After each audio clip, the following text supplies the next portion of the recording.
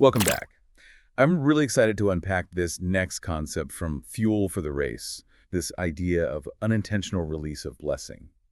Kind of makes you rethink how we view our mistakes, doesn't it? It totally does. I was so intrigued by this whole section. It's like we often focus on avoiding mistakes, but what if sometimes those mistakes, those detours, actually lead to something even better than we planned? That's the heart of it.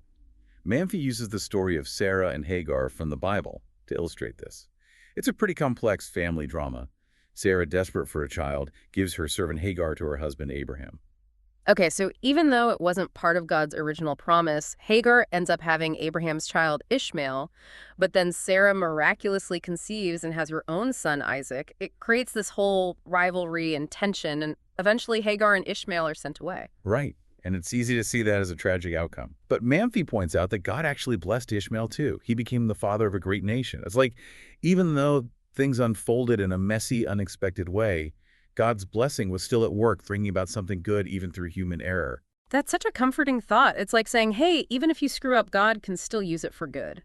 Does the book give any examples of how this might play out in our everyday lives? It definitely encourages that perspective shift. Mm. Imagine, for example, you lose your job, a huge setback. Right.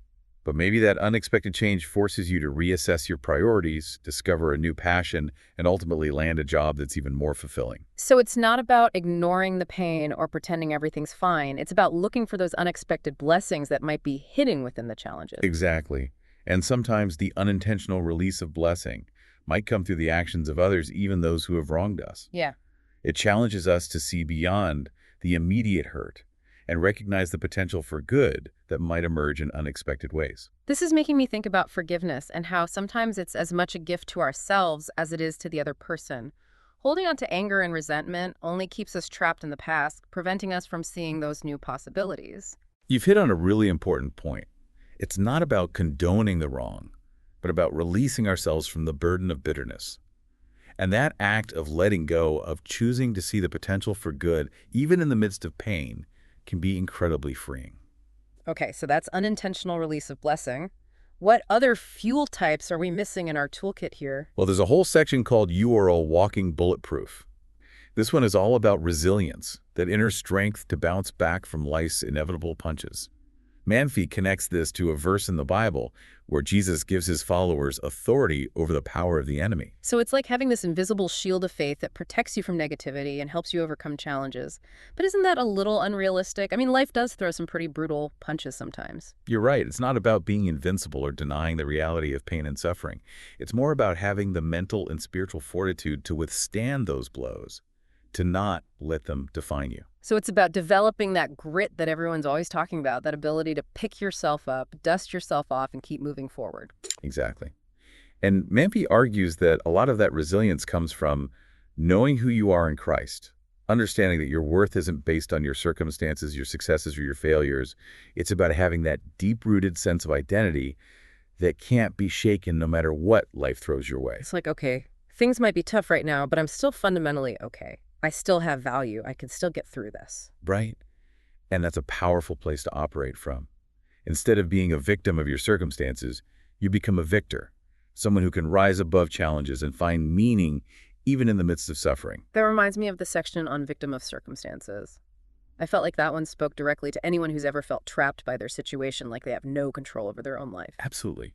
It acknowledges that sometimes life deals us a really tough hand. We might be facing health issues, financial struggles, relationship problems, things that feel completely out of our control. And it's so easy to fall into that victim mentality. Why me? This isn't fair. I'll never get out of this. But the book doesn't leave you stuck there. It offers a message of hope, using the story of Jabez from the Bible as an example. Jabez was born into a life of hardship, but he refused to let his circumstances define him. He prayed for God's blessing, and his life was radically transformed. So it's not about ignoring the reality of difficult situations, but about refusing to be defined by them. It's about believing that there's still hope that things can change and that God can intervene in powerful ways. Exactly. And that brings us to one of the most practical tools in the whole book, prayer. Manfi goes beyond the typical, "Dear God, please help me" kind of prayer. Oh, I loved this section. He actually gives specific tips on how to have a deeper, more meaningful conversation with God. It felt like such a practical guide to connecting with that source of ultimate strength. He really emphasizes the importance of making prayer a regular part of your life, not just something you do in emergencies. It's about cultivating that ongoing relationship with God, sharing your joys, your worries, your dreams, and being open to hearing his guidance. And it's not about using fancy words or following a strict formula. It's about that honest, authentic connection, pouring your heart out to God and trusting that he's listening. Right, and it's a two-way conversation. Sometimes we get so caught up in making our requests that we forget to listen for God's response. It might come through a quiet whisper in your heart, a sudden insight, or even the words of a friend. That makes me think about the unintentional release of blessing idea again.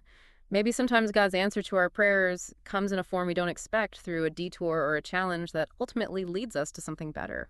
That's a really insightful connection. It's all Yeah. about trusting in God's plan, even when we don't fully understand it. Yeah. And speaking of trusting, there's another theme in the book that really resonated with me, this idea for your sake. Oh, yes. That one was so powerful. It's about the belief that God is working things out for our good, even when life feels messy and painful. Manfi uses the Exodus story as an example. Imagine being one of those Israelites trapped between the Egyptian army and the Red Sea. It felt like the ultimate dead end, but then God parts the sea and makes a way for them to escape. It's a reminder that God can do the impossible. He can make a way where there seems to be no way. And even when we can't see the full picture, we can trust that he's guiding us towards something better. Exactly.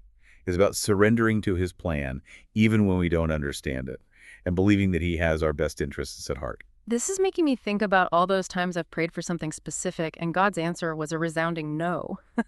Maybe those weren't denials, but redirections, nudges toward a path that was ultimately better for me, even if I couldn't see it at the time. That's a powerful way to reframe those experiences. It's about shifting from, why isn't God giving me what I want, to what is God trying to teach me through this? Okay, so we've talked about channeling our anger, choosing our battles, wisely finding resilience, trusting in God's plan. It's like we're building this incredible arsenal of spiritual fuel. Is there anything else we need to add before we start talking about how to apply all of this to our own lives?